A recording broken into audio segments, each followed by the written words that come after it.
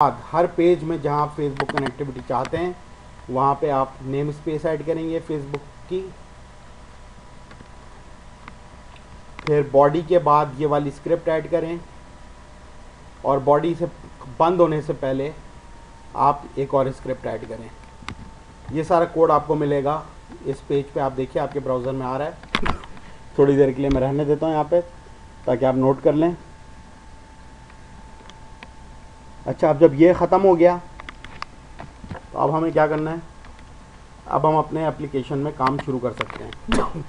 तो पहला step obviously क्या होता है, हर एप्लीकेशन में जब भी आप एपीआई से इंटीग्रेट करना चाहेंगे तो अब आप चाहेंगे कि यूज़र पहले लॉगिन करे एप्लीकेशन में। तो फेसबुक में उसको देने का तरीका एक FB:लॉगिन का एक कंट्रोल है, वो आप दे सकते हैं यहाँ पे यूज़र को प्रॉम्प्ट करने के लिए कि यूज़र लॉगिन करे। तो आइए देखते हैं कैसे करेंगे वो। तो यहाँ पे FB:लॉगिन बटन,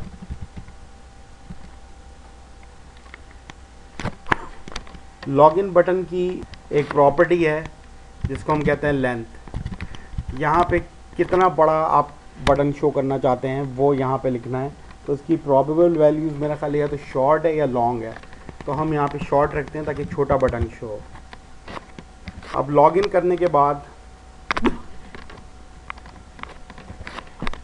हम एक हमारा इवेंट है ऑन लॉगिन, और लॉगिन करने के बाद हम क्या करना चाहते हैं, इसी विंडो को हम दोबारा रीलोड करना चाहते हैं। तो window.location.reload सही है।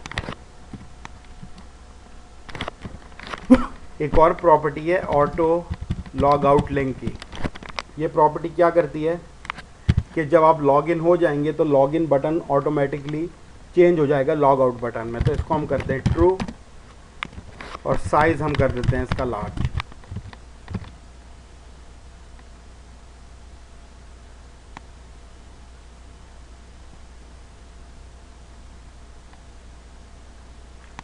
ओके, और FB लॉगिन बटन अब बंद हो गया।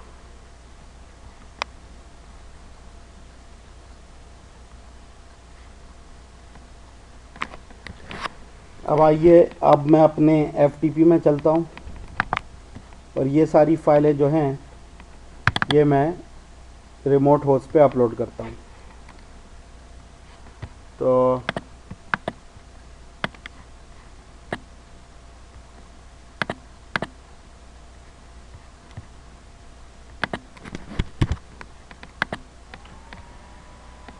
होस्ट करने के बाद अब हम इसको एक्सेस करेंगे अपने इसमें आके यहाँ पे हम एक्सेस करेंगे इसको क्योंकि यहाँ से एप्लीकेशन एक्सेस होगी। ये मेरा डोमेन नेम है, आपको याद होगा, अब यहीं पे मैंने फाइल्स अपलोड की हैं। तो देखिए यहाँ पे फेसबुक कनेक्ट का एक बटन आ गया है और मैं अगर इस बटन को क्लिक करता हूँ तो यहाँ पे एक विंडो पॉपअप होती है। अच्छा, अंडर यहाँ पे एक और एक एरर आ गया है। एप्लीकेशन में हमें जाना होगा, इसको रिज़ॉल्व करने के लिए मेरी फेसबुक खुली है, इस एप्लीकेशन की हम एप्लीकेशन सेटिंग्स में जाते हैं जो सैम्पल टेस्ट मैंने बनाई है। एक और सेटिंग थी जो मैंने आपको दिखाई नहीं, भूल गया, एडिट सेटिंग्स, कनेक्ट, और यहाँ पे हमें कनेक्ट URL भी देना होगा। तो कनेक्ट URL हमारी साइट का मेन URL है जो कि अभी हमने रखा था यहाँ पे, और ये देने के बाद सेव चेंजेस और दैट्स इट। अब हम दोबारा ट्राई करते हैं। अच्छा, यहाँ पे इसने एक और विंडो खोली है, फेसबुक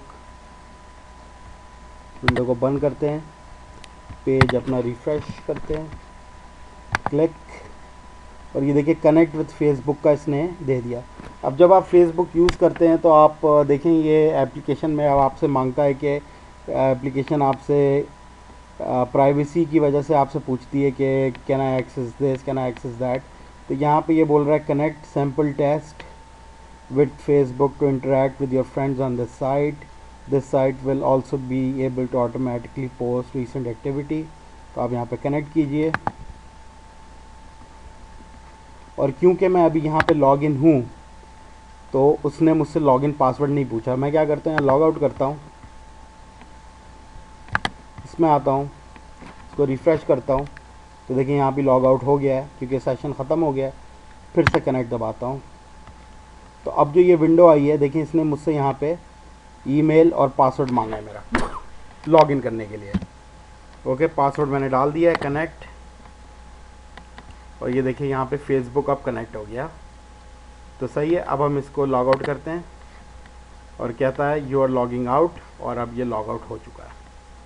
सही है जी। तो आइए अब हम अपनी एप्लीकेशन में वापस चलें। अच्छा, तो अभी हमने बेसिक जो फेसबुक से इंटरेक्ट करने का जो स्ट्रक्चर है वो हमने देख लिया है। एक काम आप ये कर सकते हैं, क्योंकि इसमें 5-6 चीज़ें हैं जो कि हर फेसबुक कनेक्ट एप्लीकेशन में यूज़ होंगी। यहाँ ख़ास टर्म यूज़ करने का है फेसबुक कनेक्ट। फेसबुक कनेक्ट एक ख़ास टर्म है जो कि उस टेक्नोलॉजी का नाम है जो कि आप अपनी वेबसाइट में यूज़ कर सकते हैं फेसबुक की APIs।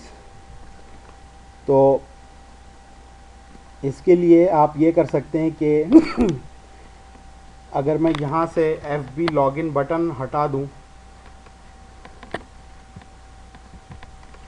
तो मेरे पास इस वक्त फेसबुक एक्सेस करने का जो बेयर टेम्पलेट है वो पूरा मौजूद है, कोई एडिशनल कोड नहीं है। यहाँ पे मेरे पास फेसबुक की नेम स्पेस है, यहाँ पे मेरे पास स्क्रिप्ट टैग है, यहाँ पे मेरे पास एक और स्क्रिप्ट टैग है, यहाँ पे एक्स रिसीवर की फ़ाइल है। तो जो बेयर बेसिक्स हैं जिसको टेम्पलेट कहते हैं, तो आपने नोट किया होगा जब आप यहाँ फाइल न्यू वेबसाइट में आते हैं तो ये आपको कुछ टेम्पलेट्स देता है, और जो भी आप चूज़ करते हैं उसके मुताबिक कुछ एक्स्ट्रा पेजेस और एक्स्ट्रा कोड जनरेट करता है ताकि आपको वो कोड बार बार ना लिखना पड़े। तो क्योंकि इसमें इतना ज़्यादा कोड है, ये सारी चीज़ें याद रखना तो ऑब्वियसली आसान नहीं है। या तो आप इसको कहीं सेव कर लें, या बेहतर ये है कि आप अपनी खाली फ़ाइल बना लें जिसमें ये बेसिक जितनी चीज़ें इम्पॉर्टेंट वो उसमें हों खाली। कि इस पेज में ये है, एक्स रिसीवर की फ़ाइल मौजूद है, और ये स्क्रिप्ट के सारे टैग्स मौजूद हैं। फिर आप फाइल में जाएं, एक्सपोर्ट टेम्पलेट, फिर चेंजेस कर लें। तो यहाँ पूछता है आपसे प्रोजेक्ट टेम्पलेट या आइटम टेम्पलेट। प्रोजेक्ट टेम्पलेट रहने दें, इसका नाम इसको चूज़ करें, इसकी जो लैंग्वेज है चूज़ करें। तो यहाँ विजुअल बेसिक चूज़ कर लिया हमने, नेक्स्ट किया तो आपसे आइकॉन मांग रहा है, डिस्क्रिप्शन दे दें यहाँ पे, और यहाँ फिनिश कर दें। तो ये आपके लिए इस तरह की टेम्पलेट यहाँ पे बना देगा। जब आप न्यू प्रोजेक्ट करेंगे तो देखिए मैंने भी यहाँ पे बनाई हुई है। अगर मैं आऊँ न्यू वेबसाइट में तो फेसबुक कनेक्ट के नाम से आप देख रहे हैं, तो ये इसी तरह की टेम्पलेट है। तो ये आपको टेम्पलेट बना देगा। तो जब भी मैं न्यू वेबसाइट करूँगा और फेसबुक कनेक्ट पे क्लिक करूँगा तो हमेशा ये सारा जो कोड है, रिक्वायर्ड कोड, ये ऐसे का ऐसा मुझे यहाँ पे मिल जाएगा। तो और मैं स्ट्रेट अवे अपनी कोडिंग शुरू कर सकता हूँ। इन सारी चीज़ों में मुझे नहीं पढ़ना पड़ेगा कि मैं फेसबुक की वेबसाइट खोलूँ और उससे ये सारी चीज़ें निकालूँ, फिर एक्स रिसीवर की फ़ाइल बनाऊँ, क्योंकि ये हर दफ़ा करना है तो उसको एज अ टेम्पलेट आप बना के एक्सपोर्ट कर लें। अच्छा, तो खैर ये हमने कर लिया। FB लॉगिन यहाँ पेस्ट कर देते हैं वापस। अच्छा, अब लॉगिन करने के बाद हम ये चाह रहे हैं कि आपकी जितने भी फ्रेंड लिस्ट में लोग हैं, जितने फ्रेंड्स हैं, आप एक